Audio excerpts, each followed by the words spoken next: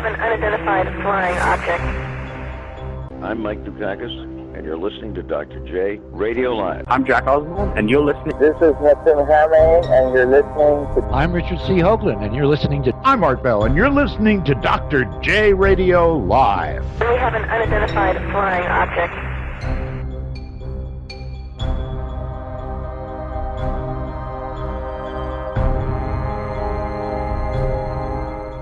Welcome back to another episode of Dr. J Radio Live. I'm your host, Dr. J, broadcasting from the City of Angels. As always, we have a super special show for you today and a very special guest. This show is actually a pure 180, and I guess you could also say, compared to the last one, a dichotomy, since we just had a former FBI agent on who was involved in several things, including dealing with the Colombian cartels, the Mexican cartels, all the way to being in the WMD proliferation unit. Well, today, consistent with our times, we've had people from the five families of New York. For instance, the Michael Francesi of the Bonanno family, the Capo, and everybody from Sammy the Bull Gravano to John Gotti Jr. from the Gambino crime family. Nonetheless, you will probably recognize our guest today from a very famous show on History Channel, which literally documented his life. The name of the show on History was Outlaw Chronicles, Hell's Angels, and the name of our guest today is the one, the only, Mr. George Christie Jr. George, welcome to the show. Thank you very much. And you mentioned some names that are familiar to me. I was in prison with Michael Francesi. Really? Really? At Terminal Island? Yes, I was. Terminal Island, 1986 and 87. You were also there the same time Michael Francesi was with Henry Hill. Yes. What a small world. What a small world. And Salvador Gambino was in there from the Cherry Hill Gambinos, and he was caught up in that pizza connection. Yeah, I guess this is truly a small world, but at the same sense, I can't say I'm that surprised, because being in the Hells Angels, which is the world's most recognizable biker club, especially of the 1%er, that I would think that you would be interacting with people from the five families and essentially anybody who is really big in the underworld that has connections to virtually everything. I would think that's the case. Wouldn't it be? Well, your assumption is correct. Yeah. Now, before I go into your history, there's something that I've wanted to ask an actual Hells Angel, not just someone who is affiliated with them. On a documentary, of course, I believe it was also on History, but it was somebody, an ATF agent who was embedded with the Mongols. And in his course of dealing with the Northeast territory of the Hells Angels that were bringing a lot of things from guns and drugs into Canada, this officer said that he saw the Hells Angels place an order of cocaine that was astronomical. And I'm thinking in my mind, oh, geez, cops, they're always talking about astronomical. What is he astronomical to him? I'm thinking, if he's talking about tanker trucks, he doesn't even, that's not that astronomical compared to some people who have talked about things like that. He said the number was 40,000 metric tons. I don't even think that's possible to produce in the Andes Mountains. So my question to you is it feasible? It's a former ATF agent. Do you remember his name? I don't. I wish I had more time to do some quick research so I can pull it up. That's all right. Listen, that seems a bit right. Exaggerated to me. Yeah, that's what I thought. What I thought. Yeah. And was this going up into Canada? Canada, that's right. Yeah, he said it was the Hells Angels, Canada. I believe, is it Ontario on that side? He said that they were based in Canada, but they would always be the ones making the runs from, the northeast states to bring things in. So, well, my response to things like that, I've heard, allegations like that for years. I will acquiesce to the fact that the Hells Angels up in that area, and there was another group called the Rock Machine, were fighting for control of the cocaine trade. But that seems like an astronomical amount. I don't believe it. And, if that indeed was true, was there any evidence to, reinforce what he was saying? I mean, I don't remember any big busts like that. Precisely, and the only thing you have to go on is the word of a embedded ATF agent who all he said was that, and all he said was that he heard them place that order. I don't believe the bust even happened, but nonetheless, like you said, it just sounded very exaggerated because I don't think it's even possible to produce that much, even in a calendar year. Yeah, and listen, I'm suspect when I read I work with defense lawyers now, and I interpret police reports and whatnot. And to hear a statement like that, to me, that is a really cavalier statement. First of all, I've never seen anybody order narcotics in that manner. Yeah. Where they're, it's not a McDonald's. You don't go in there and place your order. And, why would he be sitting at a table where top tier people were negotiating something like that? I mean, it doesn't sound right. You're right. It doesn't, what are people going to do? Go into, a bar, even if it's a biker bar that is, say, one of the, hangouts for instance, the actual club for, say, the actual location club. I'm not talking about like the actual like Hells Angels or Mongols club. I mean, their actual, place where they would go and have a few beers and hold right. church and things like that. I just don't think, like you said, they're sitting around having a few beers, doing whatever, and then they're just casually say, hey, by the way, let's do 40,000 instead of 50,000. You're right. It just doesn't make sense. So now let me dive into your history. I see that, we've said this off air, that you too came from Greek immigrant family. So what was it in your youth that gravitated you towards not just bikes, but specifically into the clubs? Or was it that you were into bikes in general and then eventually found yourself into being a rebellious biker that wanted to join a club? How did you come about from your 57 Panhead into actually a Hells Angel? Well, listen, I think that being, in a Greek culture, we kind of all gravitated towards each other.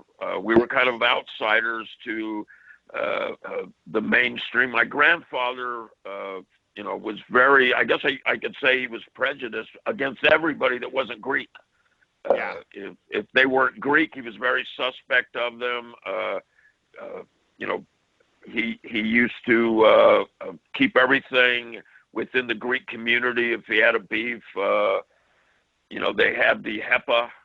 They had their meetings and they would sort things out. And I think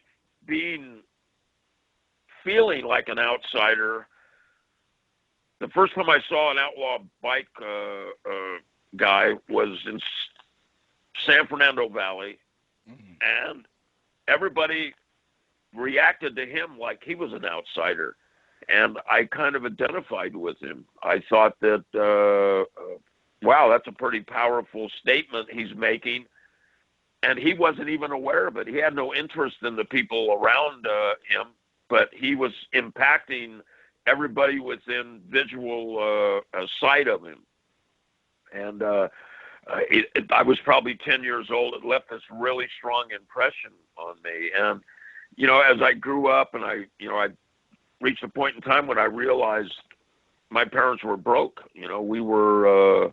I had this revelation one afternoon. We were trying to pick money off the floor of the floorboard of the car so they could buy me lunch.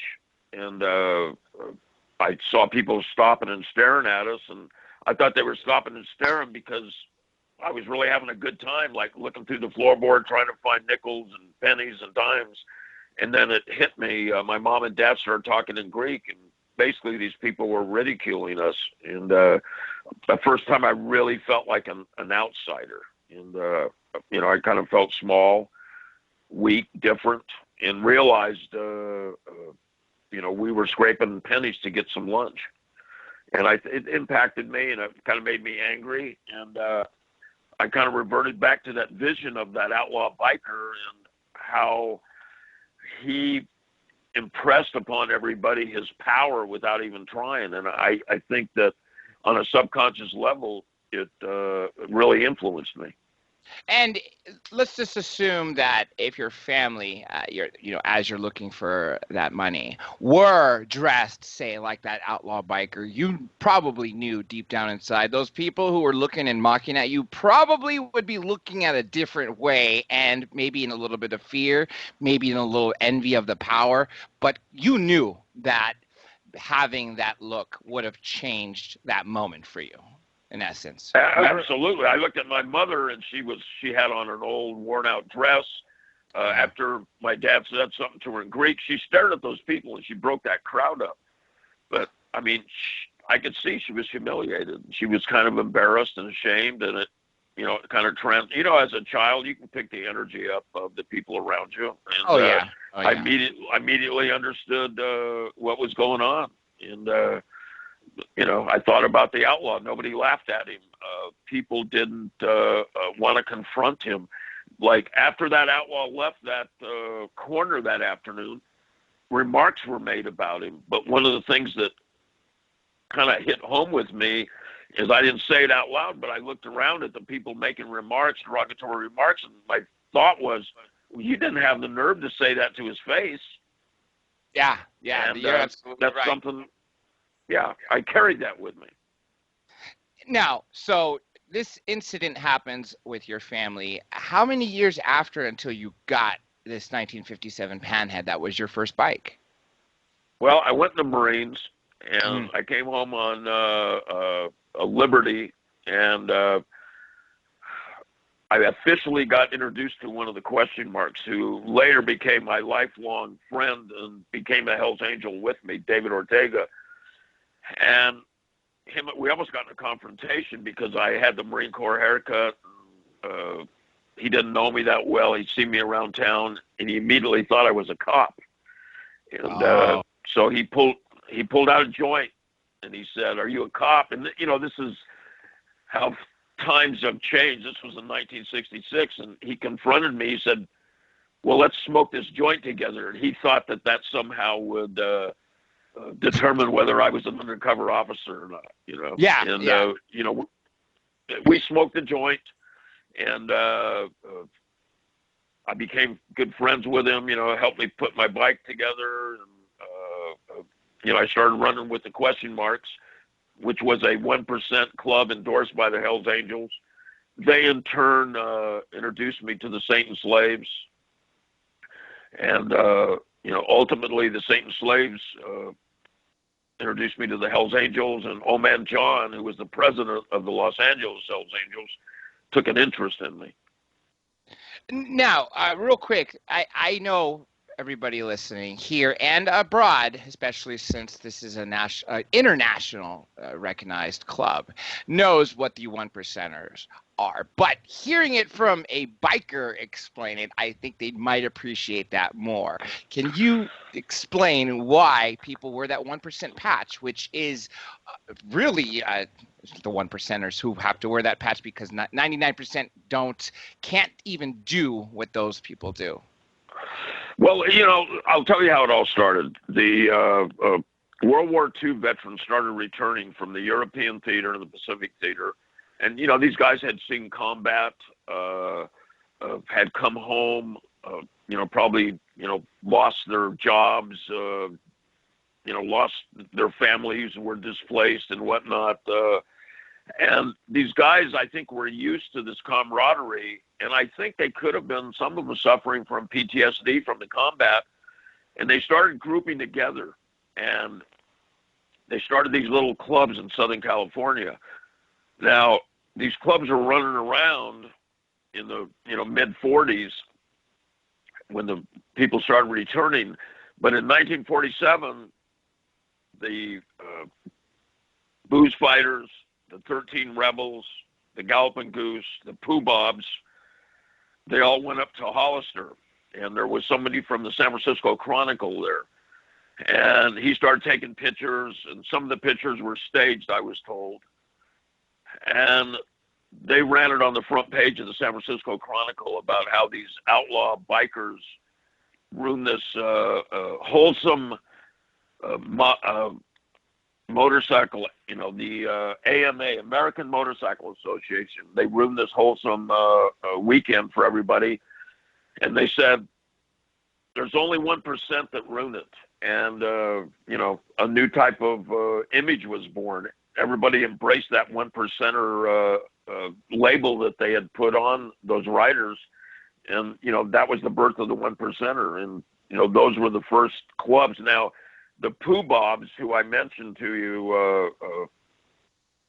were the pissed off bastards from Bloomingdale.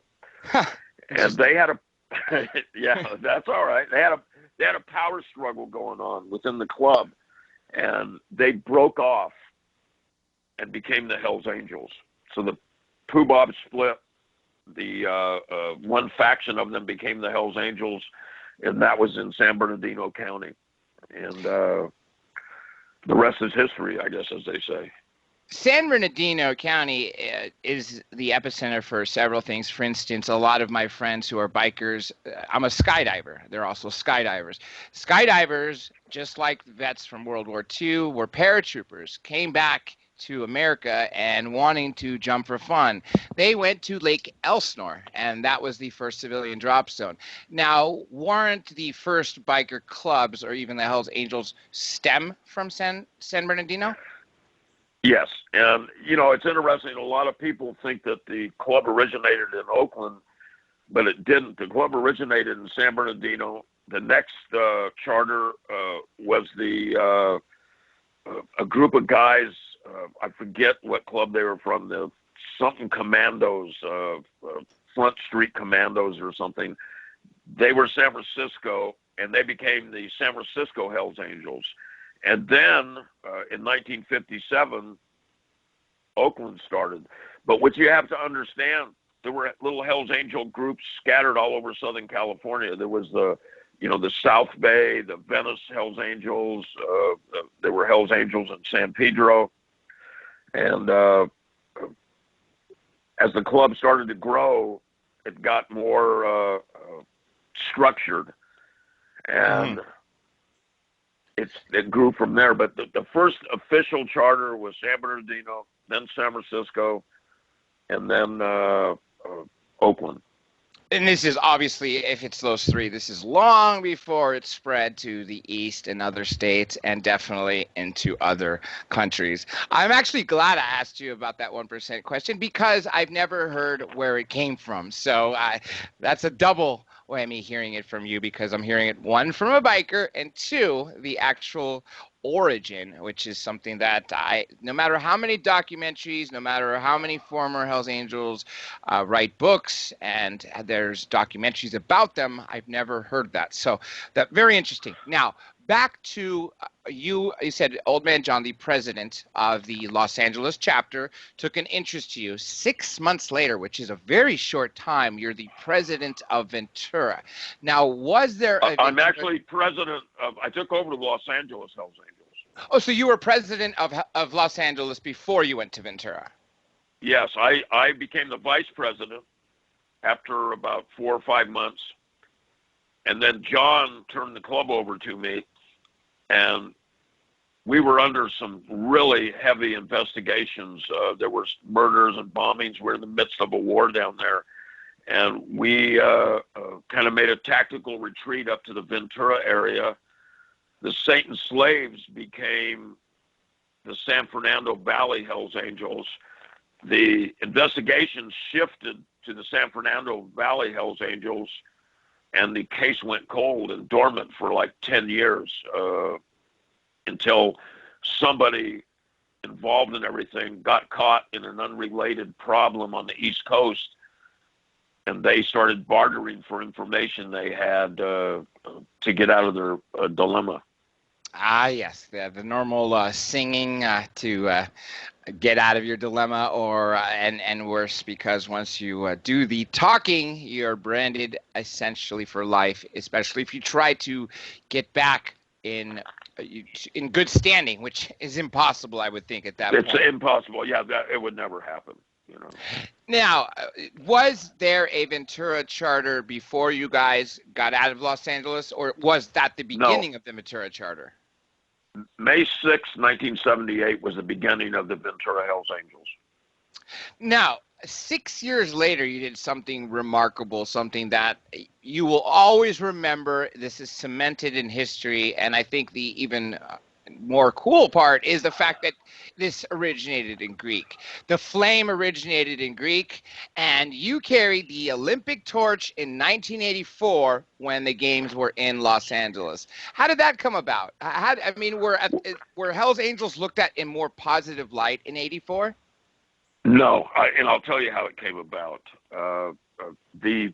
Like I said, we kind of slipped off to Ventura. The investigation, they started investigating all the new Hells Angels in the Los Angeles area, and they weren't getting anywhere.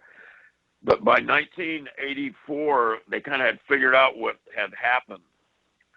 And they started spreading rumors that there was they were on a character assassination, if you will, and they were spreading rumors that the Olympics were coming. There would be lake events up at Lake Casitas, water events, and there was a good possibility the Ventura Hells Angels would be selling weapons to terrorists. So they needed to have the community be on high alert and watches. Now, they didn't realize that I was, along with other members, really integrated into the community there. I started getting phone calls from people saying, hey, the feds are here, the ATF, and they're saying this and that. Just wanted to give you a heads up. Now, I had been on the trademark board. The name Hells Angels and the Death Head is intellectual property that the Hells Angels own.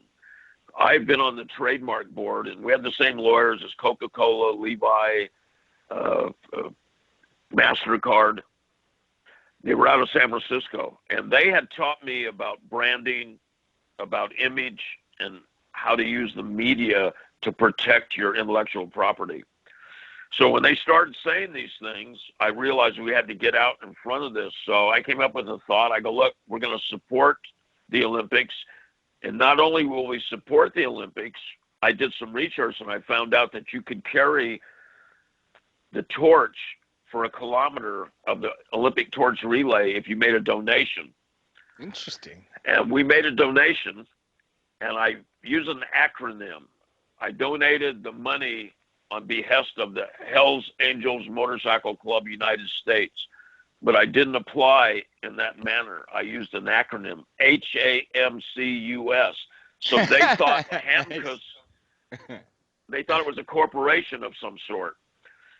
And they allowed us to participate. And as soon as they did, I leaked it to the LA Times, and it turned into like a circus, you know, and it kind of backfired on law enforcement. And the ATF was very, very aggravated about it. I could imagine. Yeah. Yeah. So it kind of backfired on them. And if they would have just kept their mouth shut and not made these false allegations, we probably would have let the Olympics come and go. But once they started making, remarks that we were going to disrupt the Olympics, I felt like it was only appropriate for us to get ahead of it. And that's what those trademark lawyers had taught me. That's what happens when you have arrogant law enforcement, and like you said, it backfired on them. So, and the fact that you also just mentioned that you would have let the Olympics come and go had they not tried to do the harassment early. So, yeah, that was a brilliant strategy, and just goes to show everybody out there that intelligent criminals and intelligent criminal organizations, this is why they're always one step ahead of law enforcement. Now, do you know what happened after that? That's what I was going to get to next. But go on. Okay. We were in a media battle with law enforcement, And I got on the media, and I don't know if some of your listeners, they may remember this, the older ones. There was only one incident at the Olympics. A sheriff out of Los Angeles planted a bomb, discovered the bomb so he could become a hero, but his fellow officers figured out what he did, and they arrested him, exposed him, and I just made this huge deal about it. You know, how ironic, the only problem at the Olympics is from law enforcement. And then about 4 weeks later, somebody threw a hand grenade into the clubhouse. Oh. Are you familiar with that? No. This is actually completely new for me. Yeah, keep going. Okay. Now, was it that? Well, you're going to love this. Well, it was a Sunday evening. Somebody walked up along the fence, probably in the cover of the shadows, because the front of the clubhouse is lit up very well. And there was two members standing in the clubhouse, and they heard a metal sound, and they looked on the floor of the clubhouse. There was what they thought was a trailer hitch coming across the floor of the clubhouse, and it got in there, and it exploded. It was a grenade, and it blew up just serendipitously under a steel chair, and that redirected the explosion and sent the shrapnel in different directions, or these guys possibly would have got killed. Now, I jumped on my bike. I got a phone call. I went down to the clubhouse, and sitting in the front of the clubhouse door is the spoon to the grenade. Mm-hmm. And being, a former Marine and working for the Department of Defense, I knew there was a lot number. And I got one of the Ventura cops to get the lot number off the grenade. I hired a private investigator, and we traced the grenade back to Akron, Ohio. And you're going to find this very interesting. The same town, the ATF squad that was sent there to do security at the lake events, that's where they were from. It had been stolen from an armory. So the ATF essentially are their murders. Literally, this was attempted murder. Well, it was attempted murder. There's certainly, and I've always said this, and I said it on the Outlaw Chronicles. Do I think an order came down from the upper echelon of the alcohol, tobacco, and firearms to bomb the Ventura clubhouse? No, I do not. But I think a rogue agent that was mad threw that hand grenade in the clubhouse, and I'll take that to my grave with me. Nobody's going to change my mind. That's what it sounds like, honestly. I mean, the fact that you're able to link that grenade to the hometown. I mean, that who else has access to grenades like that? I mean, even as a Hell's Angel, I would think these are not sort of weapons that you can easily find, as you could say, even automatic rifles. I would think. No, they're hand grenades are not. Back then they weren't all over the streets. I mean, if usually you had to buy them 2 or 3 at a time. I mean, there were stuff for sale, but there was just too much of a coincidence. Stolen from an armory and from the same town the ATF unit is from. And I'll take it one step further. There was an agent named Butskowicz, and there was a socialist march in South Carolina, I think Charlotte, or one of the, and 6 people were killed, and he was investigated for instigating the socialist parade. He wanted the Nazis to go down there and shoot the socialists, and there's a PBS special on it. It's Greensboro, North Carolina. That's where it was. And you can look it up online, and there were demonstrators killed, and they were killed by these, I think they were, I'm not sure if they were Nazis or just white power guys, but they were handled by the ATF agent had infiltrated them. Same unit, same Akron, Ohio. exactly what you were saying, that you would take it to your grave. This is Occam's razor, in that, the simplest explanation tends to be the correct one. And what simpler explanation other than it being them? I mean, I think it'd be a lot harder to say it was some rival gang, say the Mayans, who somehow had access to grenades from the same place where the ATF would get them, or where the ATF is. That would be a much further stretch than the simplest explanation, which thankfully, due to your work and your PI's work, was able to link it there.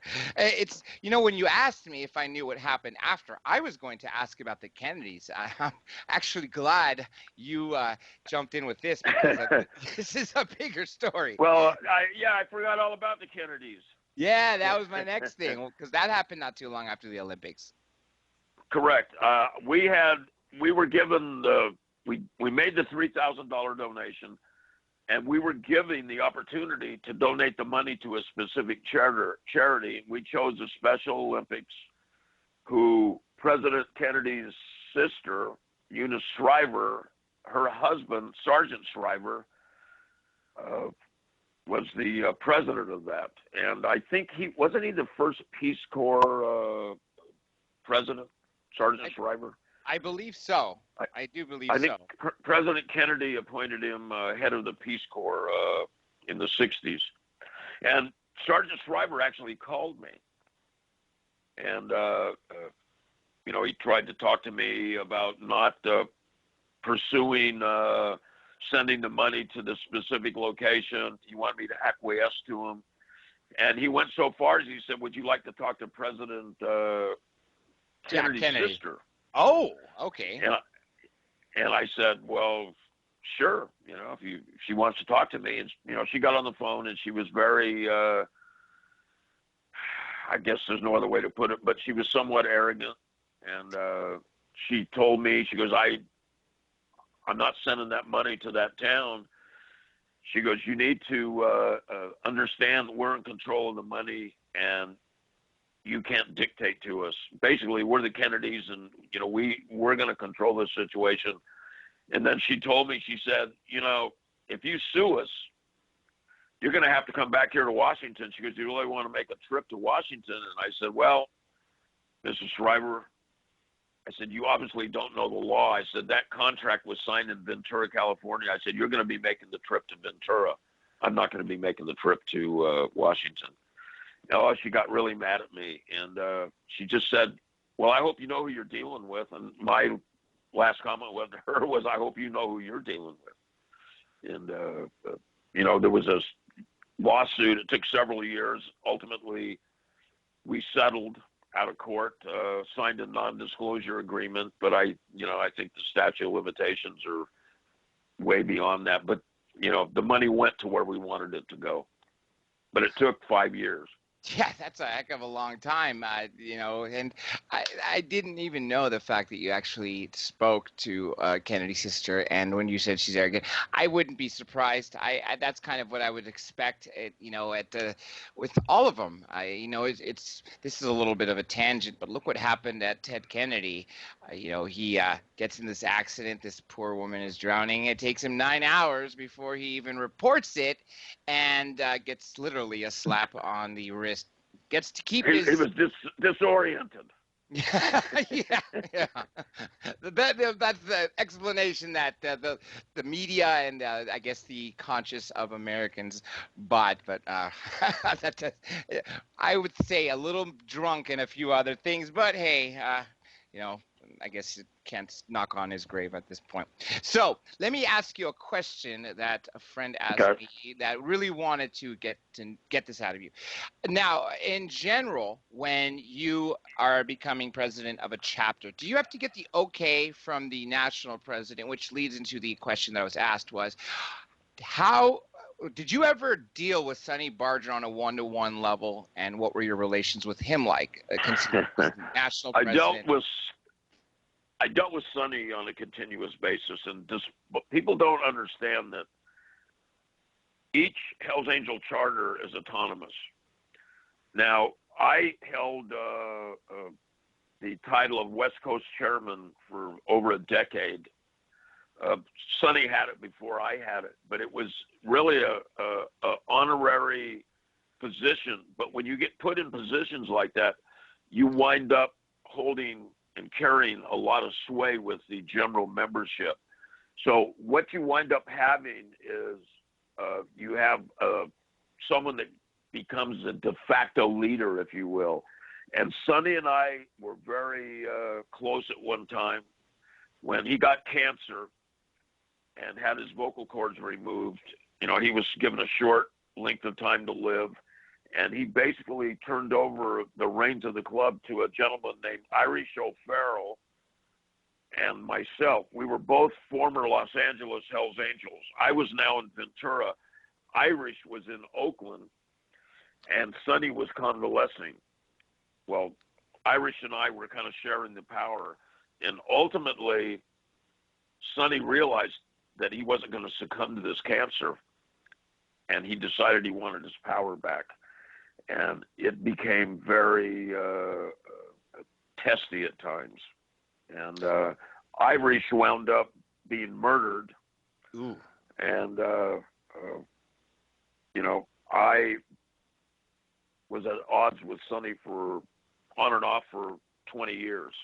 And my last 5 years, from like 2006 to 2011, when I decided to leave the club, we didn't actually talk. We always talked through emissaries. He would send people to talk to me. We didn't. We stopped our one-on-one conversations. We got in an argument, and after that, we didn't interact much. But I will tell you this. This is the kind of guy Sonny was. And I, you know, it may sound like, sour grapes or whatever. I have the utmost respect for him. I just don't agree with how he leads people. I don't agree with his leadership style or skills, but my hat's off to that guy. The tenacity and determination on him is just amazing. And him and I were at odds, and it was my 30 or 35 year anniversary, I forget. And we weren't sure Sonny was going to come. It was like a big thing. People from Europe were there. It was a big party in Ventura. And late into the evening, you hear a group of motorcycles pull up out front, and then the word spreads through the party, you know, it's Sonny, it's Sonny. And Sonny walked in, and it was like everything stopped. And I saw him, and I walked towards him, and I went up and greeted him. We have we always kiss each other on the cheek. And I walked up, and I embraced him, and I whispered in his ear, and I said, I didn't think you were coming. And he looked at me and he said, I wouldn't have missed it for the world, George. And then I told him, I said, well, there's no one else I'd want here. And then, you know, that's all we said to each other, you know, and then we went about our business. Well, that's actually great. After 2 decades, for that just goes to show that he had respect for the fact that. Yeah, absolutely. And I, like I say, you know, people think that, he turned the club against me after I left, but, you know, that's just the nature of the beast. Either you're in or you're out, and that's in any type of underworld type organization or alternative organization. If you're not part of it, you need to stay out of it. You need to stay out of their business and their way. The whole you're with me or against me, literally. If you're not with them, you are the enemy. Yeah, absolutely. If you're involved in anything. Now, a lot of people want to know about this fight that happened in Laughlin. Now, because you were still involved through 2011, what year was this fight? I remember reading about it in the early 2000s. If I'm not mistaken, it was in the late 90s. Am I right? No, it was 2002, April of 2002 in Laughlin, Nevada. And I had just come out of a year in solitary confinement. I had been indicted in a 59-count state racketeering charge. And the case collapsed under its own weight, and they offered me a deal. They said, look, if you plead guilty to a tax charge and a conspiracy, we'll drop all the other charges. We'll let you out, and you can serve 3 years of probation, high control probation. And my lawyer, Tony Serra, who some of your listeners may recognize that name, very high-profile attorney from the Bay Area, he said, George, you got to take the deal. We can't risk. Go ahead. Oh, I was just saying, do these charges stem from the 97 incidents? This stemmed from 97. The investigation started in 97, and I got indicted in 2001. I got 2 no bills from a grand jury, and then on the 3rd grand jury, Michael Bradbury, the district attorney, got, his indictment, 59 counts. I went, to prison. So now I come home, and we had a unsteady peace with the Mongols. And when I got back, the first thing my guys told me was things are very tense again with the Mongols. We never had a complete peace with them, but we had kind of a moratorium on violence, and kind of you stay on your side of the gas pump if we run into each other. Now, they went to Laughlin, the Hells Angels went, the Mongols went. I petitioned my probation officer to go, and they denied it. They wouldn't allow me to leave the state. Oh. And then, they got in a shootout that night.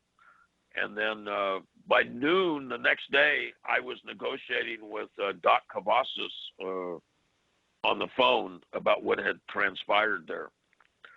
And from that point on, the war escalated, and it never stopped. And in fact, I think there was a Mongol killed 2 or 3 weeks ago. And, the suspicion is, although there's been no arrest, in the papers it said the Hells Angels were, prime suspects. So every war once still in a while, today. I hear, for instance, on the 210, something like that happens. That's where it was. Oh, yeah. Okay.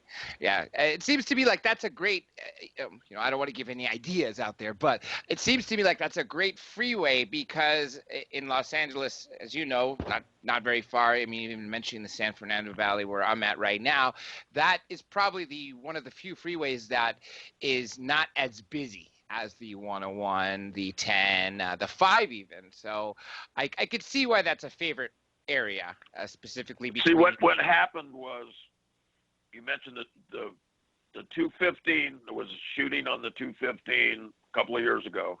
Mm-hmm. And then in Riverside last year, a Hells Angel got killed.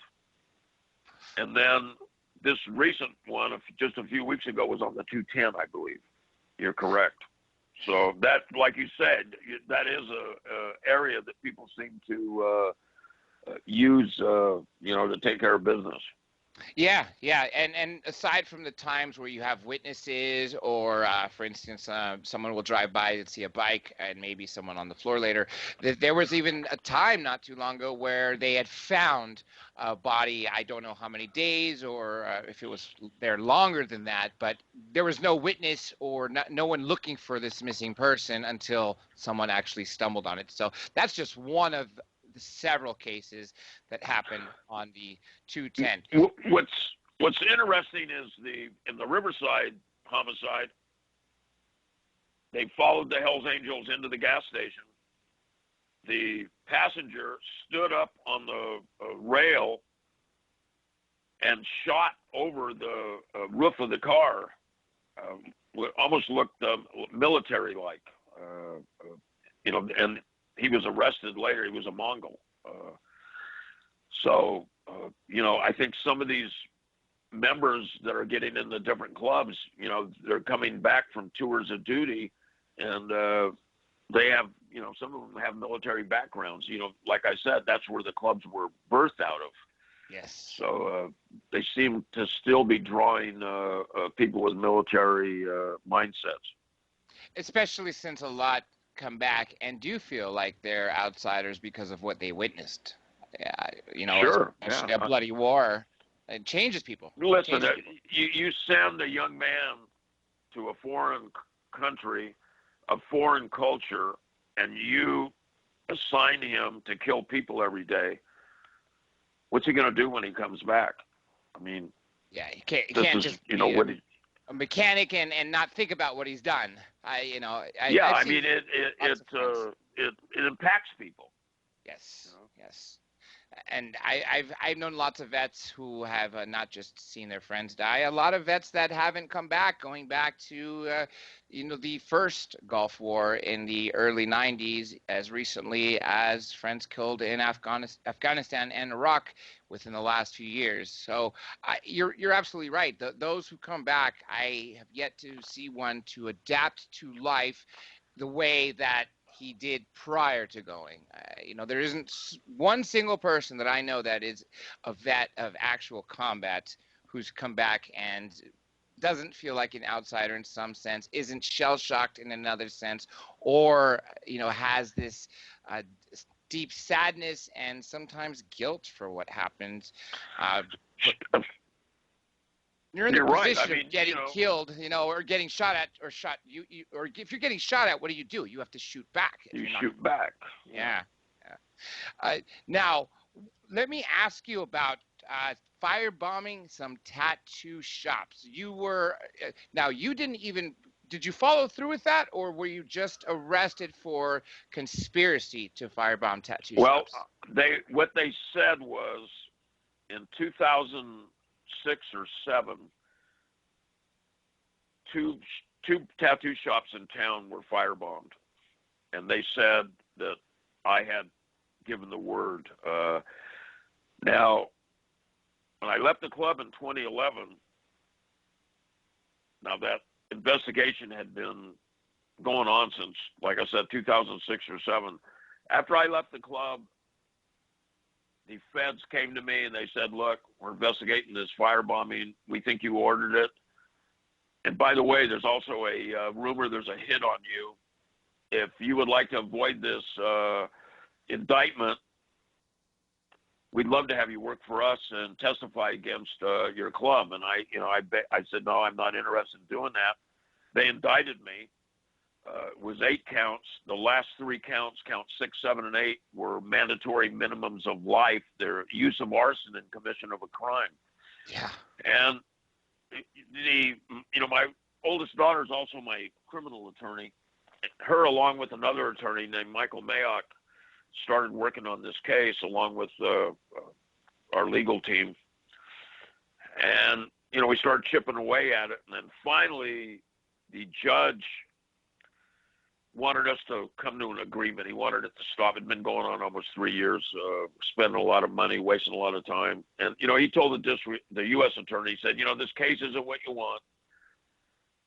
I know you think this is going to, be your career case, but it's not what you think it is, and you have to come to terms with that. And I actually thought maybe we were going to get a dismissal because we had made motions for dismissals. And then he turned to me and he said, and you, Mr. Christie, God only knows what you've gotten away with the last 40 years. And he goes, I want you guys to come to a compromise, and I want to get this behind us. So they offered me 0 to 5. And at the advice of both my attorneys, decided we couldn't risk mandatory minimums of life. Yes. We took the 0 to 5. The government wanted 3 years. And the judge didn't have to, but he gave me credit for 2 years on house arrest. And then he sent me to Texas for a year. But the interesting thing was, are you familiar with an allocution? No. Can you tell? In the federal court, they like you to accept responsibility. And the judges, sometimes they insist on an allocution. It's part of the plea. And they wanted me to accept responsibility for firebombing the tattoo shops. Yeah, and my position had been, no, I never told anybody to firebomb them. So what I did is, when I was making my allocution, I told the judge in open court, I said, I did not order anyone to firebomb those tattoo shops. And if I'm guilty of anything, it's poor leadership, and I'll accept responsibility for poor leadership. And he said, okay, that's fine, Mr. Christie. So, I got 3 years. I did admit firebombing them, even though I pled guilty to it. What I pled guilty to and alluded to was poor leadership. Kind of like, in essence, you took responsibility for something that would be RICO, in essence, that somebody in the organization did it, and therefore all the people in the organization are liable. So as the leader, you took responsibility for what somebody in the organization did. And that's basically what I did, yeah. And I went to La Tuna prison and did a year in Texas. This obviously was a federal prison because you mentioned federal court. And, Yes. if it was California court, I obviously would have known anything with a plea. So that was new to me since we've never dealt with anything because I work in the defense field as well. Okay. Yeah. Now, let me see what I can get by here in the next few minutes because I know we're running out of time and there's just so many great stuff to ask you, and I know people are deeply interested. Questions are coming in. Well, maybe I'll come back if you'll have me sometime. Yeah, absolutely. This is great. Okay, the president is a big fish. I would think they'd want to pin anything on you at any time they could. Were you ever, I'm assuming you've dealt with charges that literally had nothing to do with you. Absolutely. 1986, I got indicted for a murder that never happened. It was a setup, and it was interesting. And I got found not guilty. I immediately came back, took over my position as West Coast chairman. We had a new sergeant at arms, and as soon as I got back, he immediately tried to get me to give him permission to go bomb another bike club in Kentucky. And him and I were having this conversation, and I wasn't going for it. I was actually on a mission of peace with all the bike clubs. And this guy had a bug in his cast. He had a broken arm, and he had a transmitter in his cast. So, that was something they were trying to get me for. Now, the 59 count deal, they never caught me with anything. They never had me on any recordings. I knew about it, but I didn't control it or have anything to do with it. But it's funny, you know what? I did things, and the things I did, I never got indicted for. It was the things I didn't do. So I guess maybe in the end it all balances out.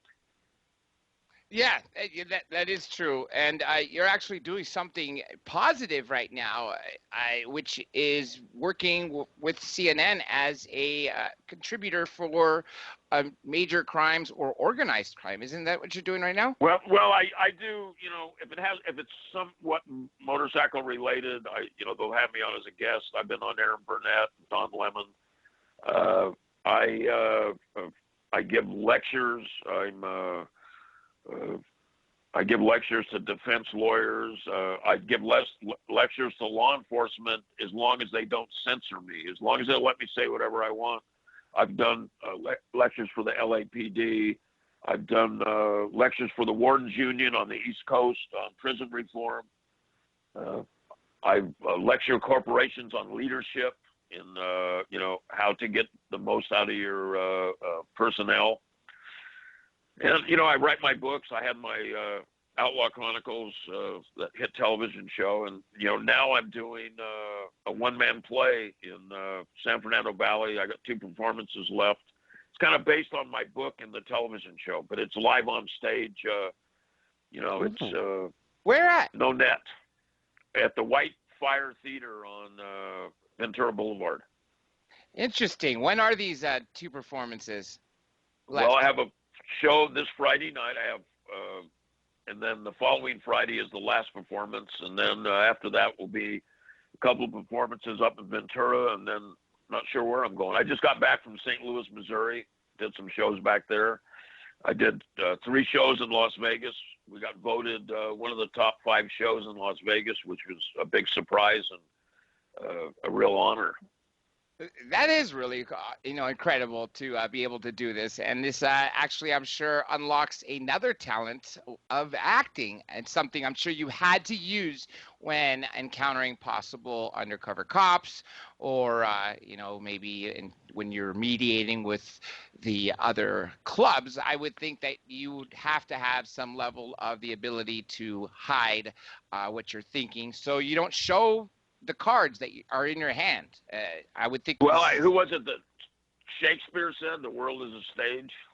Yeah, that's right. That's right. I think if you're going to be successful, you have to present yourself in a particular way, in a manner. You have to look like you're competent. You have to look like you are in charge, and you have to look like you know where you're heading and what you're trying to achieve. And anytime you set a goal for yourself, you need to know what you're trying to achieve, and you need to know how you're going to get there, and you need to sell your vision to the people that are following you. And, one of the most important things I talk about when I talk about people, leading people, is a good leader never makes himself bigger than the position he's holding. And that seems to happen a lot with people that get in leadership positions. That's actually a very good saying for anybody out there who is in a leadership position. Yeah, don't make yourself bigger than the position. Remember why you're there and what the purpose is. A lot of people get that power, and power is very intoxicating. And power is almost more important than money, because if you have power, you can generate money. I think that people lose sight of what the original intent is a lot of times when they take offices or they wind up doing something. They get confused and intoxicated, if you will, with the power.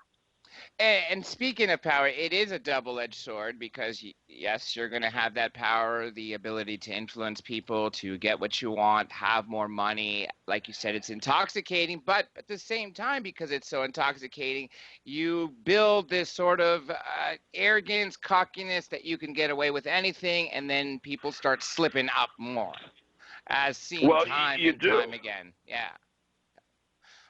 For obvious reasons. There's a line in the play in Outlaw, where I say maybe I was bulletproof. That's what you start thinking. I beat the federal government in that trial in 1986, and sometimes you start believing your own hype. These guys can't stop me. But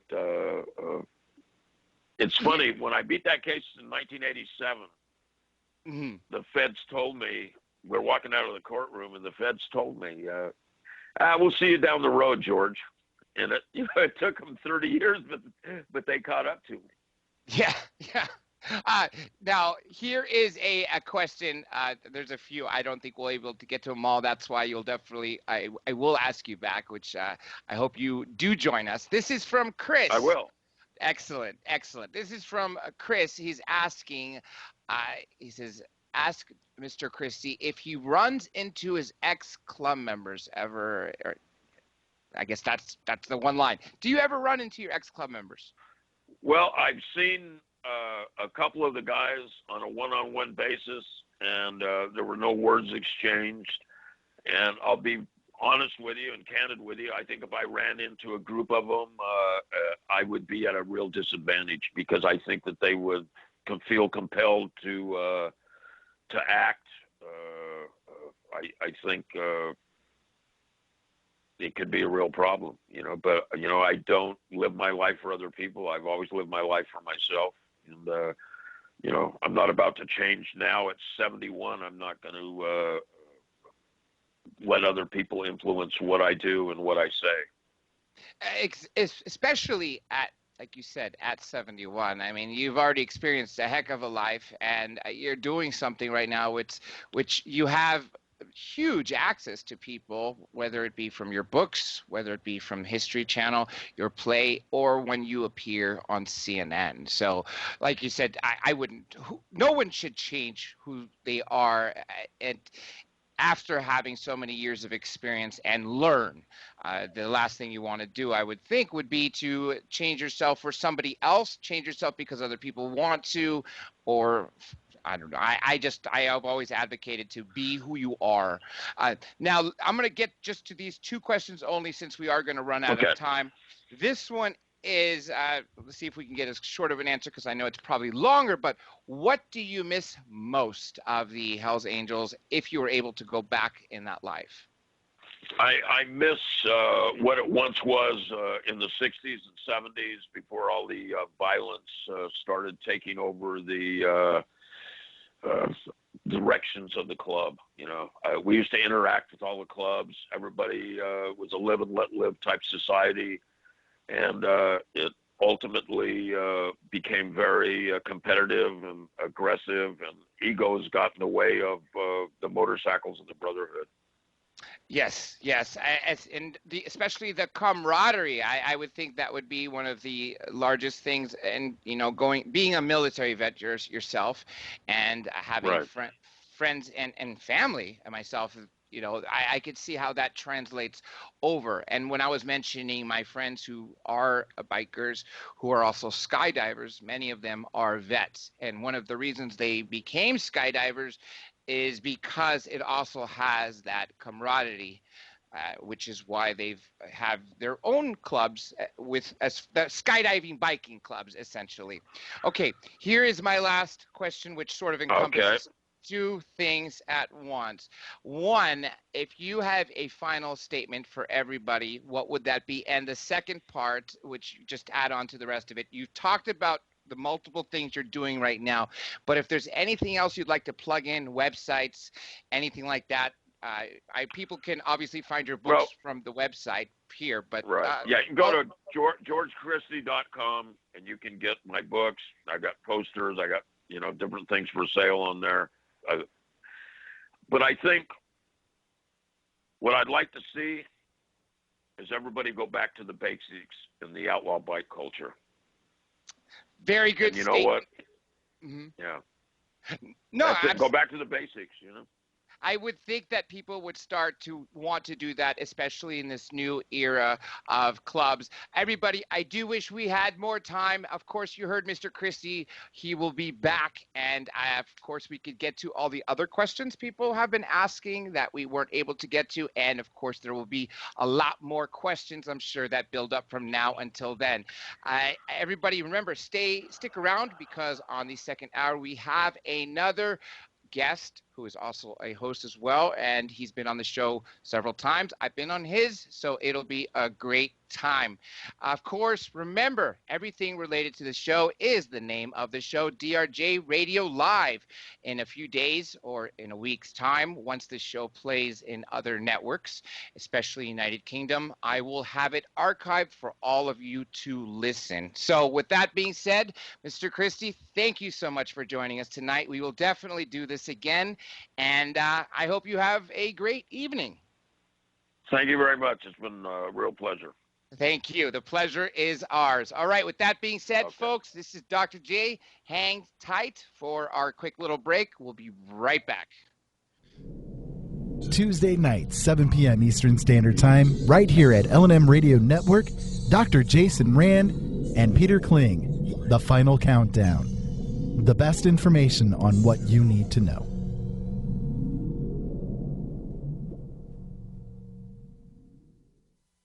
Computers don't make errors. What they do on purpose. By now, your name and particulars have been fed into every laptop, desktop, mainframe, and supermarket scanner that collectively make up the global information conspiracy, otherwise known as the Beast. You just be careful. Computers have already beaten the communists at chess. Next thing you know, they'll be beating humans. Available now. Troll Spray. Do you have problems with trolls? Do you constantly find yourself turning on the light of truth and find they come out of the woodwork after you? Give your trolls a quick squirt of Troll Spray, and you'll be amazed at how quickly they flee. Troll Spray has been tested on all of the different types of trolls: shills, false prophets, doomsayers, sock puppets, and of course, those ever fearsome hostile radio show hosts. It works on them all. Get Troll Spray today, available only at L&M Radio Network. Spray the trolls away with Troll Spray. The L&M Radio Network offers a chat room for you, the listener, to connect with others whom are interested in the topics and guests that the L&M Radio Network brings to you. During the live shows, the hosts will even visit the chat room and chat with you, the listener. Click on the big red Chat and Listen button at the top of the website and join us. No subscription is needed at either lnmradionetwork.com or latenightinthemidlands.com. Have you ever heard of Audible? Audible is a website with hundreds of thousands of audiobooks. They're all high quality, easy to listen to, and, best of all, if you take advantage of a special deal that we've worked out for you, you can get one for free. That's right, a free audiobook of your choice in any genre, simply by going to audibletrial.com/openeyes and signing up for the free trial.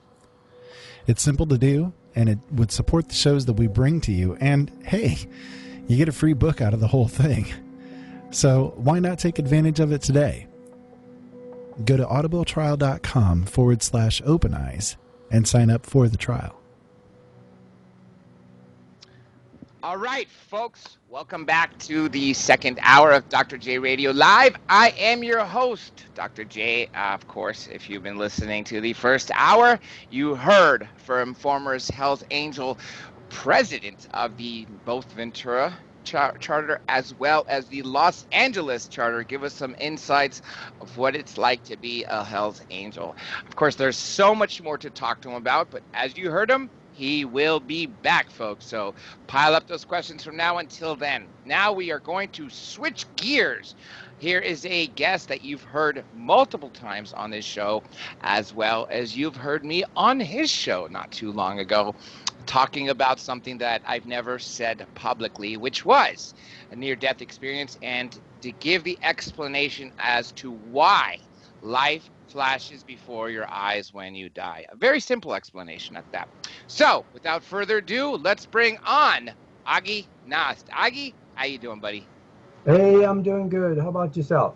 I'm doing great. Thank you for joining, and thank you for being there so last minute. Otherwise, I was just going to wing it, but I figured who better to wing it than Augie, since we did talk that day of what would happen if we were to do that, in essence, where we were both trying to, on a random night, if need be, to try to bring in some people and take the show wherever it goes. But let me ask you about, I was just searching for some news. We haven't done UFOs or any paranormal for that matter on this show. The three shows were first on politics, specifically about the Steele dossier and everything going on about the DNC, Hillary Clinton, Barack Obama, using the FBI and CIA to frame President Donald Trump, blame Russia, and try to impeach him.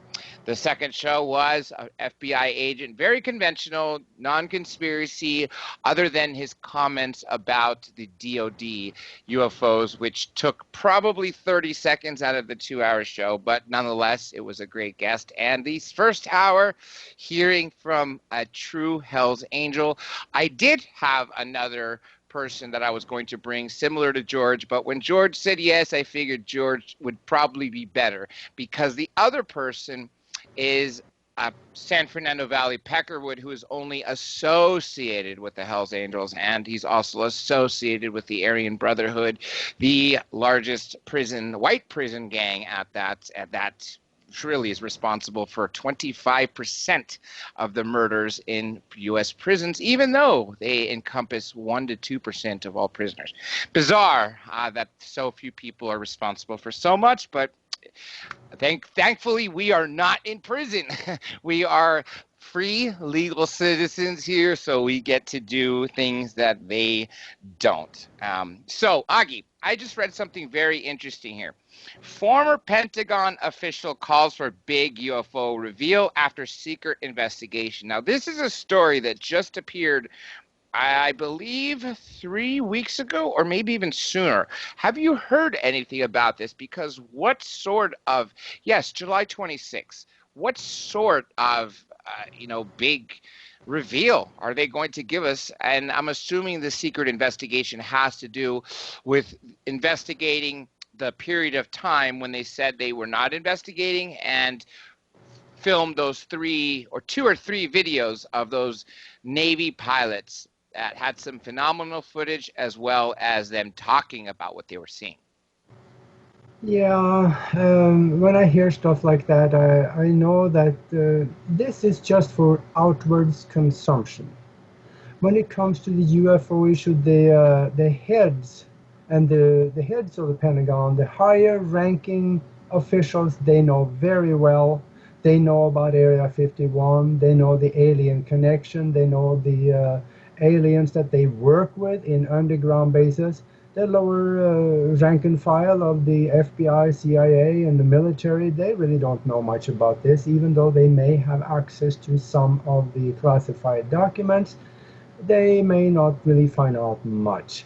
But whatever we hear from the Pentagon is for outwards consumption only. They're going to come out with some big reveal of small details, so they will satisfy partially small amount of the basically brainwashed masses. That's what my assertion is. You know, I'm glad you brought up the word Area 51, because in 2015, the UFO Congress, I was there when Bob Lazar spoke. First time ever in his entire life speaking at an event. And obviously before that, he had made his rounds on KLAS with George Knapp, and he made his rounds on the UFO documentary circuit from only the time he left working for S4 to about 2 years later. 1991, I believe that was, or 92 was the last time he did anything up until 2015. So watching this, of course, he doesn't reveal anything new since he's already said everything, but there's a couple things that grabbed me that I have to rethink some of the things that I've seen since. One, let me ask you about this.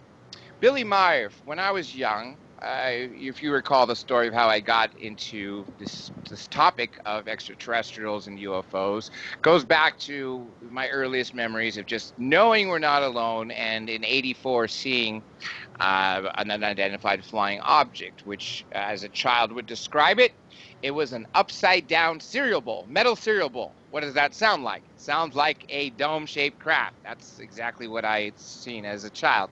So I would start buying all these documentaries. I would work for my family restaurant as a cashier, and I saw ads in the Los Angeles Times for classifieds that this person was selling UFO videos. So each week, as I would save the money that I'd earned, my mother would drive me, and I would, over a course of a year and a half, up to 2 years, I had bought every single video, at least a copy of every single video he'd had. And these included things from Strange Universe to every episode of Unsolved Mysteries that had to do with extraterrestrials, to the Bob Lazar tapes, and everything. One of them was Billy Meier. I think more than one. And when I first saw it, I was like, wow, I'm seeing craft. And I couldn't understand this semyazi or anything like that looked human-like because whatever happened to these gray aliens. And then, of course, I started to realize that people were seeing all sorts of different types of ETs, and to not discount a story if it didn't have to do with grays. But then sometime later, after having Michael Horn on the show, becoming more knowledgeable on the subject, as well as being more of a skeptic, I started to realize that after Michael, I don't know what it was about Michael Horn, or maybe it was because some of the questions I stumped him. I just got the impression that the Billy Meier footage or his story was not as credible as I hoped to be.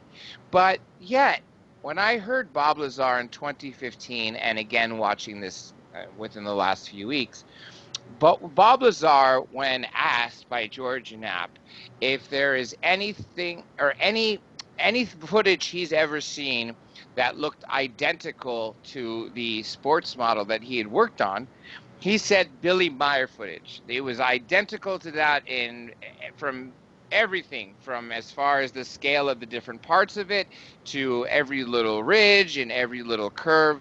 And when George Knapp said something to the effect of, so this case obviously is true, what Bob Lazar said is, I don't know if it's true, but either what he's saying is true, because obviously he's dealing with this craft, or he must really know somebody deep down inside who was able to give him the details and the specs of this craft that Bob Lazar worked on for him to create a model that too seems more ludicrous than the possibility that what Billy Meier said actually happened to Billy Meier. So let me ask you this. You've been familiar with the Billy Meier case, right? Yeah, very much so. Very much so. So let's talk about Billy for a few minutes. And what is it about him that sticks out as believable as you? And on conversely, what is it that other people have said sticks out to make him a fraud? Well, I don't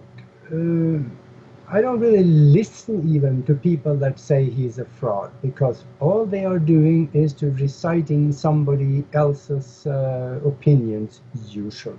Though there may not always be. But I tell you, Wendell Stevens went over to Switzerland, and he interviewed and he talked and he spent some time with Billy Meier. And I interviewed Wendell Stevens 3 times, I think, on my TV show in Tucson when I was doing that for the paranormal, show that I had here in Tucson. And what Wendell Stevens told me, that pretty much confirmed most of what my research was. I started seeing the pictures from Billy Meier right after he started, the 80s. I think he's got pictures from back into the 70s. So I saw those pictures and they looked so real. And it made me think back on some of the things I saw back in Europe before I even left Norway and came to the United States. It made me think of the newspaper articles when they were talking about the German Nazis had created flying discs. And made me think, wait a minute, this is starting to look the same way. So there's some similar technologies here. And I started looking into Billy Meier, and I cannot really find a lot of things that is wrong with it. I know there was a school next to where, not too far from where Billy was living, that made a model for him.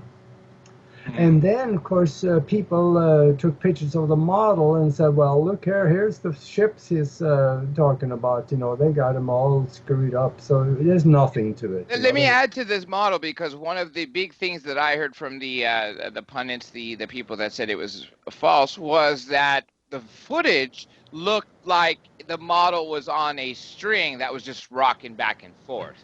Mm-hmm. You heard that explanation as well, I would assume, right? Yeah. I heard that too. And so there were some pictures that was put out there saying that, well, this is Billy Meier's flying disc, and you can see that this is just fake.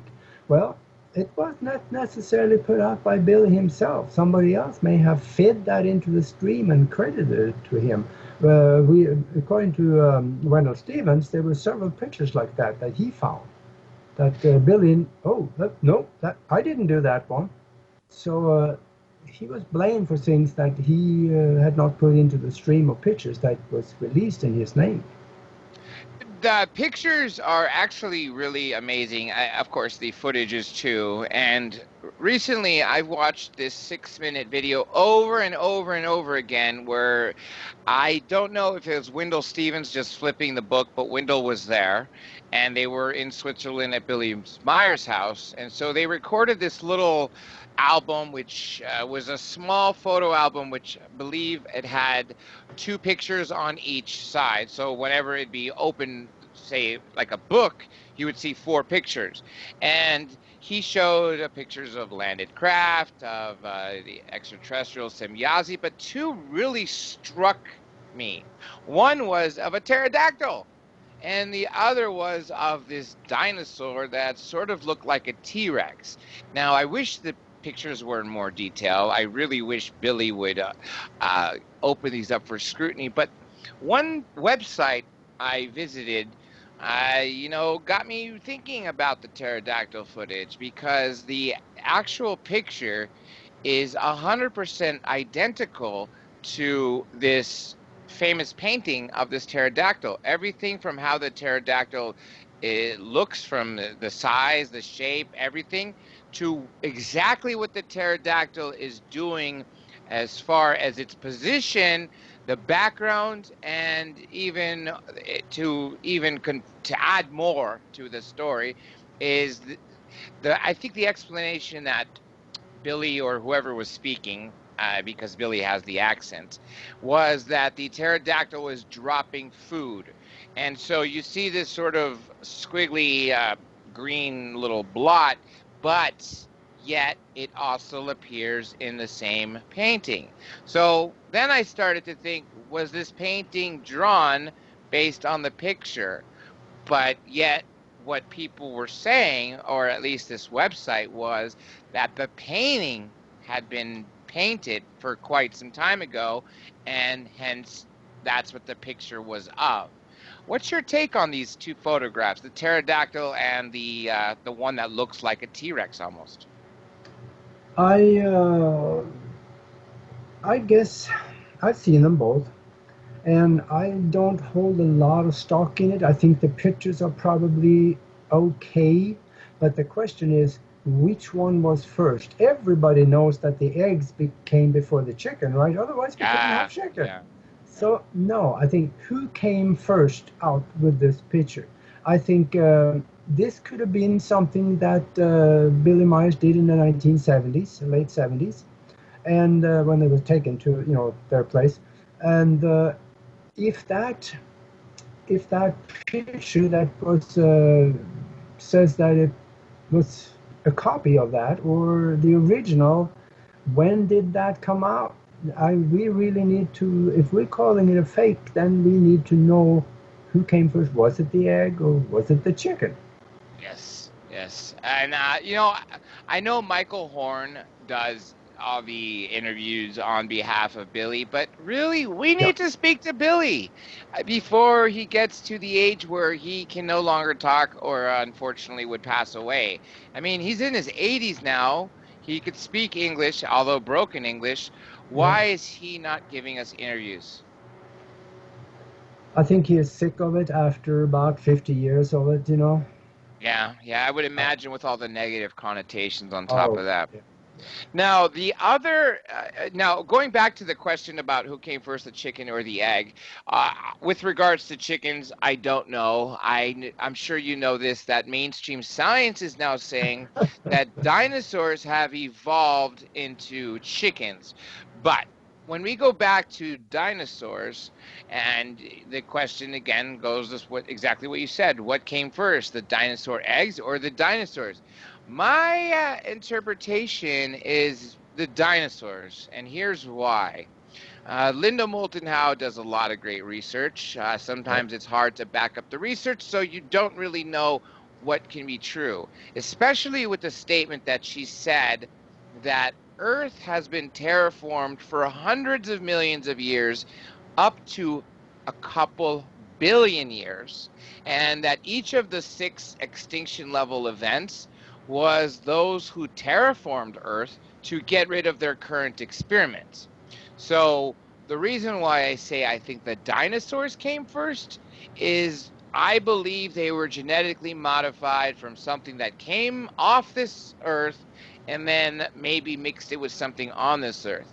Because you hear about reptilians, extraterrestrials that are very intelligent, have the reptilian skin, they're bipedals, they're a little taller than us, and they have the reptile eyes, yet when you compare them with what else we have on this Earth and what else we've had, it's sort of a stretch to say they're related to our small reptiles, but is it too much of a stretch to say that they may have evolved from dinosaurs with a little help from, external influences, or vice versa? Did the dinosaurs come from these intelligent beings?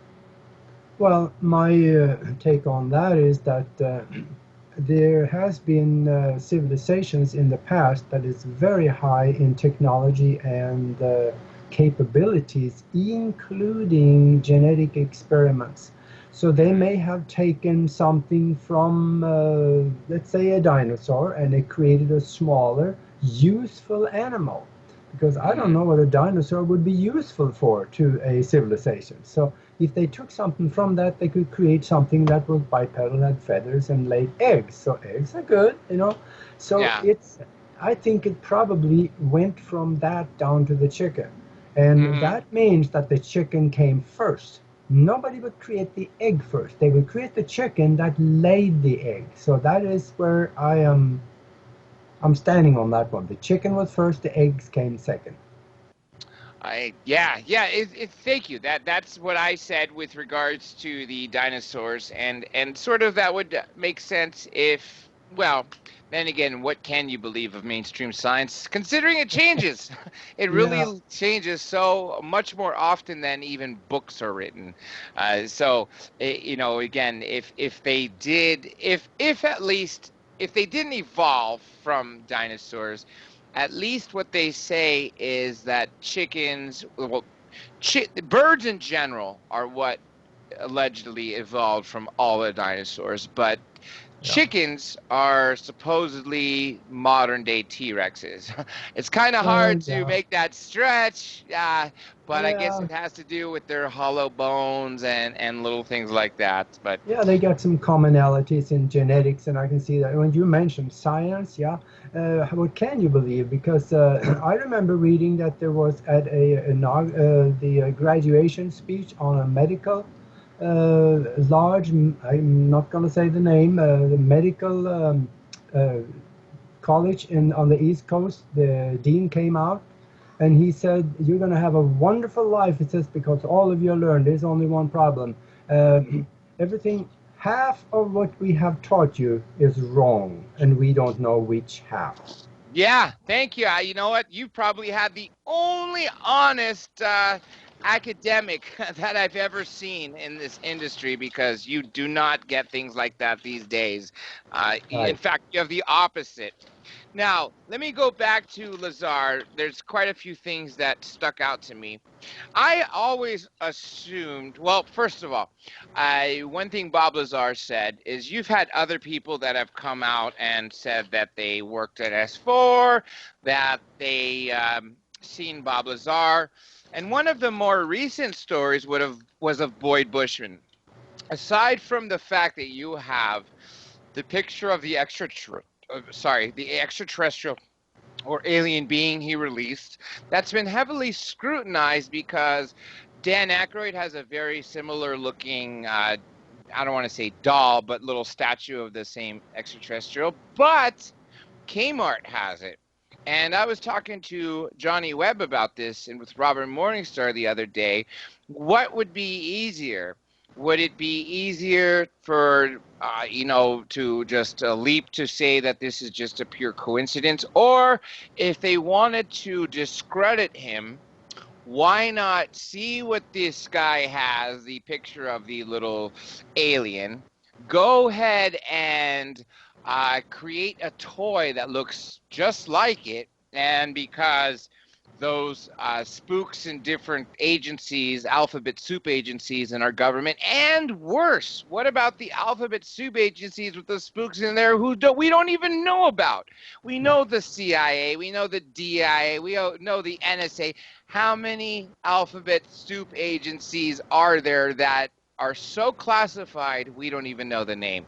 But regardless, what if they created this toy, and because they got the keys to the trademark office, the patent office, copyright office, just say, oh, by the way, this toy's been out since 1988.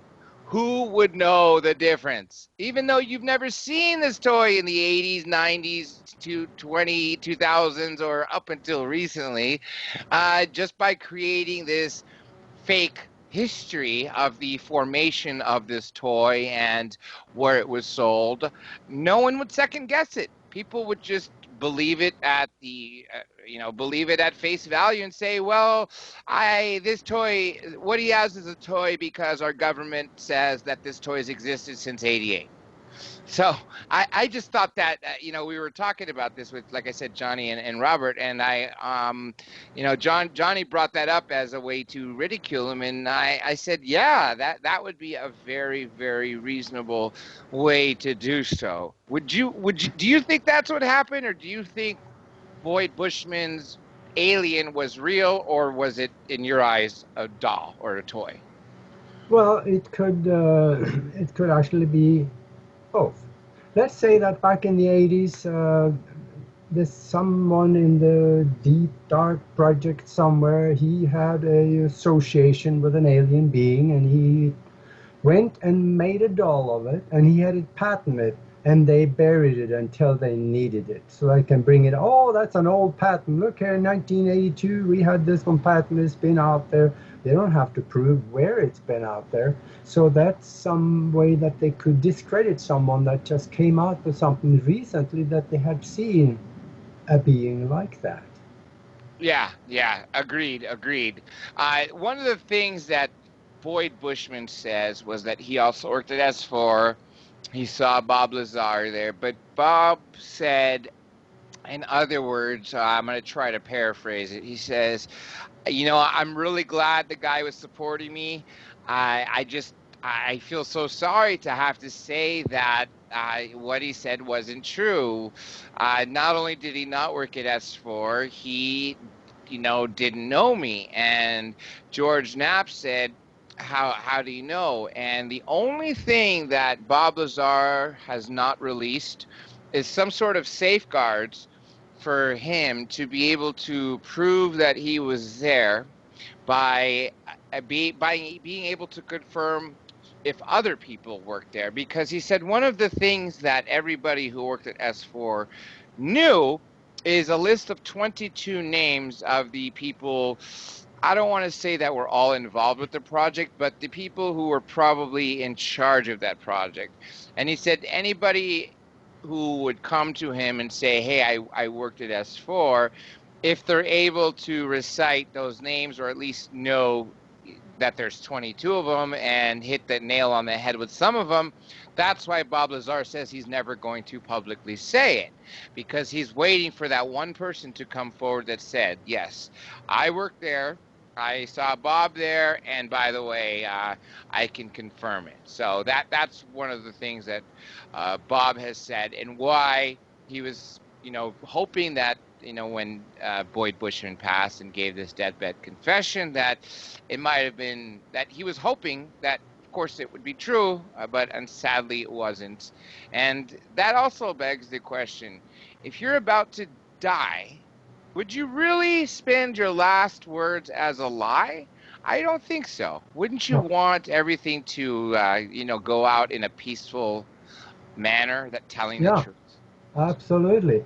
And I can understand why someone would not release other people's name if they have not come out yet. Yes. It would be good to wait for other people to say, yeah, I know Bob Lazar, because he is already out. If Bob went and fingered somebody else, they can get in trouble. So he don't want to do that. I can understand that.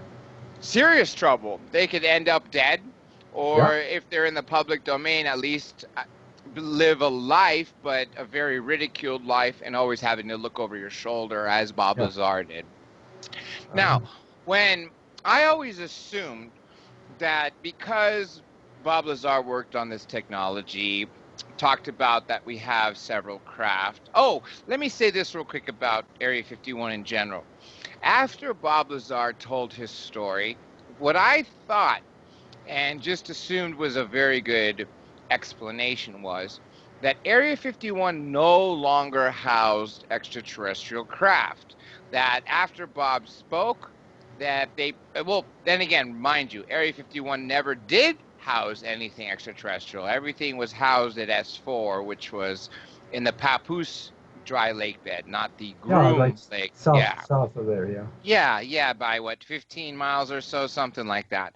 Yeah. So nonetheless, I just assumed that things would have been moved out of there by those underground maglev trails. But if you look at the security of the base, the fact that they took more land all around the property, so you can't even get to Mailbox Road anymore without getting killed, or any of those hills that you were able to film from quite a distance what was going on at S4 Area 51. I don't remember how many more square miles they took, but it was something significant. Maybe it was 500 or just some astronomically huge number to literally keep public at bay. Well, if you take that, I do believe that people probably, or the S4, people at S4 probably still house these extraterrestrial artifacts there, as opposed to what I used to think that they were gone. Now, I'm sure there are still things in other places, such as that Blue Room, I believe, in Wright Patterson, right? Yeah, that happened in Utah, and there's... Yeah, I was going to say, people talk about Area 54 and 52. Wasn't 52 in Utah or 54 in Utah? I'm not sure now. One of them. Yeah, and the other one is supposed to be closer to Las Vegas, where they had the tall whites, as said by, I forget his name. So back to Bob Lazar. I always thought that this technology is out there. They're using it to get to other planets in our solar system and even beyond our solar system. And since Bob Lazar said, this is going back to what Einstein said too, even, that if you are able to affect gravitational change on the time-space continuum, you will warp it and essentially create an Einstein-Rosen bridge, better known as a wormhole. And by doing that, if you're able to affect the time-space continuum, then you are affecting time. So that all these craft that produce gravity waves are, in fact, time travel vehicles. And I never believed in time travel in the sense that I couldn't get around the grandfather paradox until I started paying attention to string theory and realize that you know, and see the singularity, that we have multiple dimensions and not just 11 that mathematicians theorized, but I believe the number is probably unlimited. Would you agree with that? Absolutely, it is unlimited, because you know, the grandfather paradox, that is, for those that don't know it, that means that if you time travel back into the past and you killed your grandfather, technically you should not exist. Yes. But the thing is that we can exist, because let's say we go back into the past and you kill your grandfather, bless his soul. From that point on, you are creating a situation that creates a new timeline for you, where the grandfather was not killed. Now, the timeline that you were in and you killed your grandfather, that continues with neither one of you in it. But the new timeline, you're both in it, so major decisions on your life create a new timeline that points into the future as fingers. And there's much more than 10 of them. I know I've created many timelines. And in fact, to kind of joke about it, you know, we are in the United States now, we have one president. There's another timeline that Hillary won the presidency. So there are many timelines in there. Now we happen to be in this one until we make a major decision that changes our future from the predicted past. Now then we go in a different direction. And we can do that many times until we have hundreds of different realities pointing into the future, and we're in them all. Thousands, actually. If every fork in your life, you know, a big decision took your life in one direction or another direction, then, like you said, hundreds, thousands, or even more, you know, depending on how many years you've lived and how many major decisions that were life-changing you dealt in your life, each one, like you said, sparked another timeline. Now here's... Go on. Let me say something in regard to that one. The quantum physicists, though, they are a little divided on this.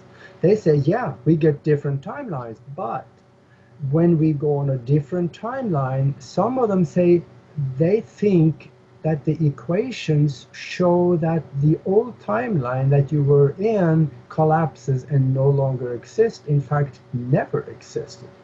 So we don't really know for 100% sure, but the way I see it is that yes, the old one also continues, but your consciousness, the majority of your presence of consciousness are with you in the timeline that you created. You leave the old stuff behind, and it goes wherever it goes, or it collapses. We don't really care anymore. Yeah, yeah.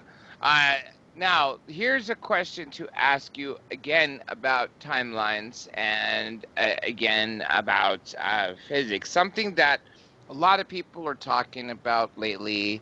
There's a lot of videos on YouTube, but I have yet to really fully see evidence on one way, considering all the questions they ask me. I wouldn't know the answer one way or another. That is the phenomenon known as the Mandela effect. Do you know much about that? Oh, I know a little bit, yeah. So tell me what you think of the Mandela effect, and do you think it's something that is possibly happening or logical? Because from every question that people have asked me, or how do you remember Star Wars, I've never seen Star Wars. You So never things like, have? I have not, no. Okay. Isn't that Oh. ironic? Yeah, someone who's been studying, ETs for almost 40 years has never seen Star Wars, or any of them for that matter. Not the old, not the new, none. Yeah. So Well, when people right. say, what was it that Darth Vader said at the end, I have no idea. Yeah. The few questions that I was asked, the people say, okay, you're from this dimension. So I don't recall anybody ever talking about Nelson Mandela dying, in the 80s. No. People having funerals and it being written about in books. I have yet to find one article, one book from that era that said, oh, he died and people are crying, or even a video of say, South African news networks that are documenting a bunch of people mourning his death. I've never seen anything like that. Have you? No, but I haven't about that part of it, but I think it was more of possibly a local effect, because there were people that can swear they read it in a newspaper that he had died. Yes, So, and it was local. I don't know if it was local to the prison he was in or local to his hometown, but you are right. It wasn't a national phenomenon. yeah, I think also that there are goofy things that happen, and that is that there are realities, or should I say existences, next to us. And sometimes we may just slip into that. It's called time slippage. We may slip into that existence. And a perfect example of that one, which is a major one to me, that I heard from my co-host on my radio show, here on this platform, actually, the Universal Consciousness Show, Diana over in Germany. She was sitting at home watching TV with her daughter, and they made an announcement on German TV about 2 years ago that Stephen Hawking had died.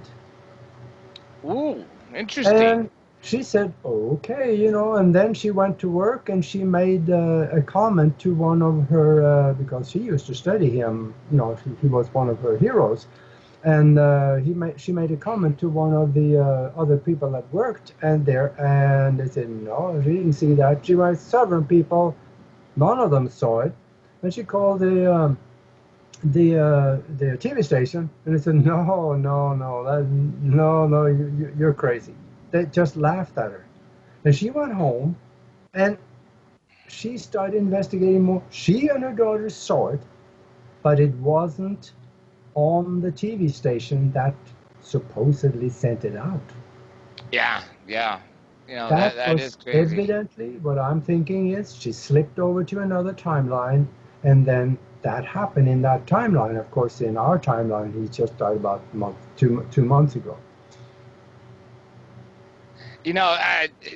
Again, this is obviously something that I would need to see so much more on and poll a lot of people from both sides and people who can show me some, for instance, if things were changed in a movie, then I would think that copies of both of them have to exist. I mean, if people are saying we're now in this different dimension and what was said in the original 70s or whatever it was, 76 Star Wars has changed, does that mean that every single copy of the original one is gone in this new dimension, or how would that essentially work? I would think there's got to be someone that either remembers both ways, or there's a video, both videos. I don't know. There's just so much to think about this, and the more you think, I think it's like going down the rabbit hole where each possible scenario of an answer leads to 10 more questions. Yeah, it does. So, it's a little involved, and I think most of us, especially people that is listening to this show, because they are probably a little more searching and educated on what's behind the curtain than most people. We have had goofy things happen in our lives that cannot be explained with our present day physics. Yeah, exactly. So when we have a small thing like that, yes, then there can be big things, because that opens the door to the major possibilities. If there is just one crack in that door, then everything behind it is open. Yes. And in fact, when it comes to time travel, traveling back, I want to mention something. In 2003, BBC Television came over to the United States and interviewed Michio Kaku and Green and myself on the possibilities of time travel. And in that BBC TV documentary, I'm demonstrating a small electronic device that I've had some very strange experiences with. In fact, in the back of my book, Spiritual Science, Higher Conscious Thinking and How to Access the Universal Consciousness, I talk about that, and I explain some of the things that I've seen. And in fact, the back of the book, I also show you a way where you can actually do mental time travel, possibly more. And it is not that difficult to learn. I've had some glimpses of the past, and I've had some glimpses of the future. So I have some of the stuff that I've seen, some smaller things that did not happen in the past. But much of what I've seen, surprisingly, is going on and is happening. Yes. So yes. This is something that people can actually read about, and I have on my website. I have picture evidence of time slippage and time travel of something that I did, and that's on page 8 on my website. People can go there and just have a blast. There's 4,000 pictures in that whole volume, so there's something they can look at. Now, let me say this real quick. Okay, Bob Lazar, again, something that really stuck out to me, and going to what I was saying earlier, that I thought that we are using extraterrestrial technology now. And yet, when he was involved in this program, talked about that the element 115 that he was using clearly didn't come from us. And even though it was synthesized, I think a decade and a half later, it wasn't even the same isotope.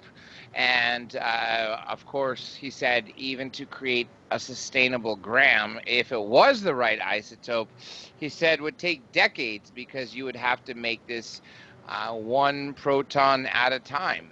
And so, literally using a collider and smashing atoms until you've created enough to have something that can be visible without a microscope. But when George Knapp said to him, are we using these technologies now? Do you think, since you've left, that people were able to reverse engineer this? And he's like, no.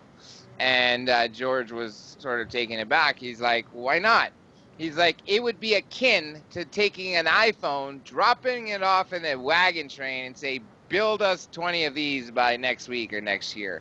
It doesn't matter how much money or resources they had. It would have been so far, unattainable and attenuated from the truth that I start to think and question what I once thought was that we do have these secret programs that we are utilizing ET technology and flying them to the stars. Because when Bob Lazar spoke about the 9 craft, the one that he was working on was, he said, in such pristine condition that it wasn't one that was wrecked or shot down or crashed. He said it looked like something that had been given. And he said the way everybody spoke about it there was that this one sport model that he labeled was, you know, their most prized possession. If something happened to the other 8 of the craft, they wouldn't, well, of course they'd be worried because each one offers something to learn from. Compared to this one that was fully functioning, not broken or disturbed in any way, but literally something that was either bartered from, or obviously he wasn't aware of how they got it.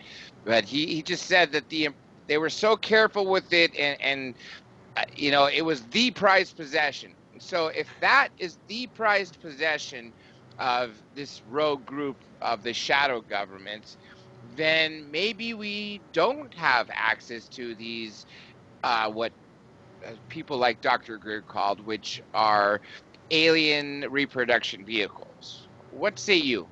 Well, I tell you, we have a lot more access than people think.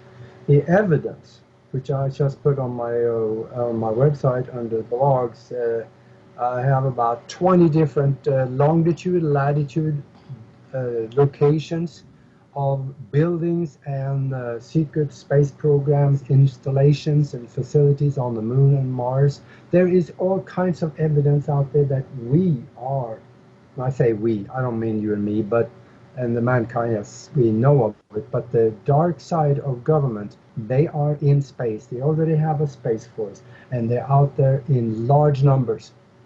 And this is something that has been going on for a long time. We, the United States, has been on the moon since the 1950s. The 1969 was just for show. That they never went to moon in that tin can because they couldn't get through without being cooked. So this is, we are back engineering those things all the time. But there's one thing that most people look away from and don't realize is that many of these crafts have no engines in them. No, they don't. In fact, they're like, if you look at the UFO that was crashed on Helgoland up in northern, off the coast of Norway up north there, that big ship had no engines, no instruments, no nothing. It was a shell.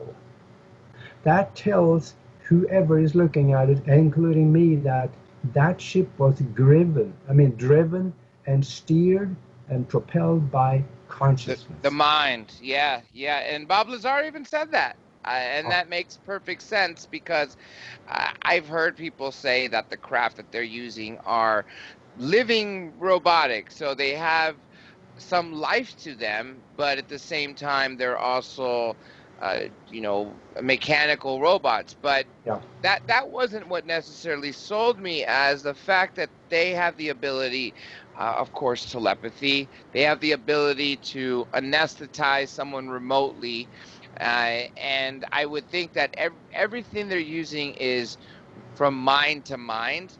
Why would they not use the mind to control the craft, especially since your mind is so fast that when you're dealing with flying in speeds that are so fast, your body cannot react as fast as your mind could when flying at these speeds. So it just makes logical reasoning sense that this is the preferred method and the only method to fly something like this. Yeah, absolutely. Now, you mentioned on your site, I hope we can get as much as we can. Okay, since I'm seeing here we have, let's see how many minutes here. Okay, we got 2 minutes left. So let's just talk about some real quick, just some of the places that you've seen bases. You mentioned the moon, you mentioned Mars. Is Antarctica one of them? No. Yeah, I got some pictures of some strange stuff down there, but I can't verify that, and it is just something that floats around the internet. But the things on the moon and the Mars, people can go there, use Google Moon, Google Mars, and they can see that stuff. And the same thing when we were talking about the time travel. I would like to mention my website, so actually people can go and see that photographic evidence. Yeah, please, since we're coming down to the end, mention your website, your show, and the time, and people can hear you. Yeah, it's on page 8, and they can go under media, drop-down menu to photo gallery, and go there, and you can see it on page 8, and that is on www.universal-consciousness-show.com. Well, Aggie, go on, finish. I'll let you finish real quick. Yeah, no, that's what I wanted to say. And then in the back of my book about spiritual science, higher conscious thinking on Amazon, you can read about how you possibly can do some time travel. Well, everyone, I knew this would happen. Of course, talking to Aggie, that's why we are going to do this again and again. But real quick, everybody, remember, everything you need to know about this show, Dr. J Radio Live, is the name of the show, DRJ Radio Live. And, of course, that's the website, drjradiolive.com. Check out the YouTube channel where shows do get archived, and a lot more will get archived there. That is, of course, what did I say? The name of the show, DRJ Radio Live. Everything from Facebook, Instagram, Twitter, Flickr, Tumblr, Pinterest, Google+, Gmail, you name it. If you want to find it, remember DRJ Radio Live. Join us Thursday for some interesting stuff talking about the Bible codes and how some predictions in 2016 came true. With that being said, folks, this is Dr. J, and I am officially signing off for the evening, and we'll talk to you all soon. Thanks again.